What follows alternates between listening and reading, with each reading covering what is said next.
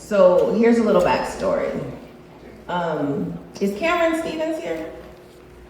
No, I was hoping she was gonna be here. Okay, so a few months ago, Sister Cameron Stevens was asked to speak, and she mentioned not feeling seen. And that broke my heart because I realized how often I felt that way growing up. To the outside world, it wouldn't make sense to even hear that, but hear me when I say, just because we're visible doesn't mean we're seen. When I finished texting with my mom, I was reminded about what Cameron said and then immediately thought of what to share, but I didn't want to. I started battling myself and God, and he said, you need to let people know they're not alone.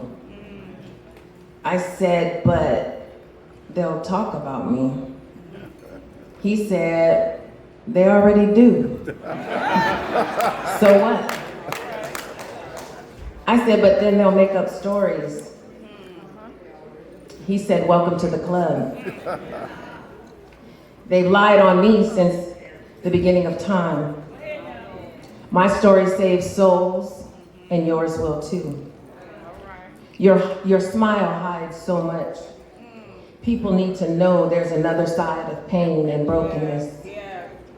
So out of pure obedience, I agreed to share a piece I simply called My Truth, So Don't Judge Me. My truth, so don't judge me. In my lifetime, I've held many titles: daughter, sister, wife, mom, not in that order, but don't judge me, ex-wife, wife again, ex-wife again, don't judge me, mama's baby, daddy's girl, Eagles fan, go Birds! Don't judge me. But the titles that are harder to shake are the ones that created the destiny that would be mine. Those harder titles that tend to be mistaken for negatives or shamed by the world, but that educated more than any of those 4 titles would follow. The title, survivor. Survivor suggests you faced death and made it. Survivor means someone in your situation didn't make it and you did. To survive an act of terror or trauma and still rise like the ashes, like a phoenix. Rise, survive.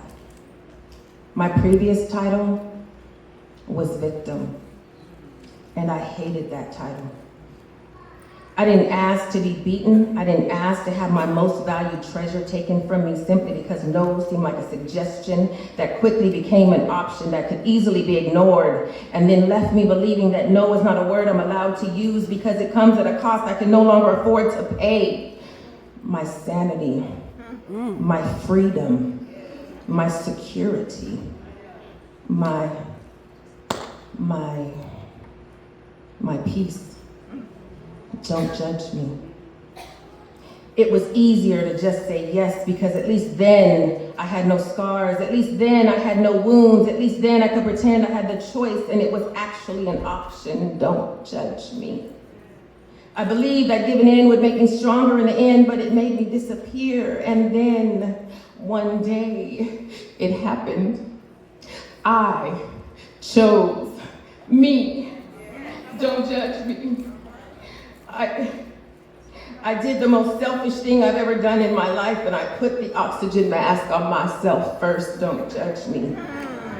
I took my first breath as if I literally escaped the vaginal canal, departing my mother's womb once more. Don't judge me. I cried my first cry as I took my first breath, and another and another. In contrast to the late Eric Garner and George Floyd, I found myself shouting, I can breathe, I can breathe, I can breathe, I can breathe.